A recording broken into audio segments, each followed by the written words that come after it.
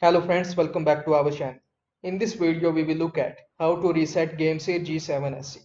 If you want to reset your GameSir G7SC, then you will need to follow some steps. Here you will see, first, hold Xbox button plus menu button for 5 seconds to run the function reset, or apply default profile using the M plus Y combo.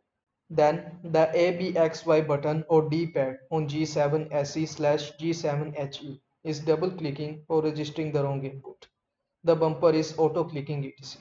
Please run the function reset by holding Xbox button plus menu button for 5 seconds and make sure the firmware on G7SE/G7HE is upgraded to the latest V6:40 on GameSir Nexus software.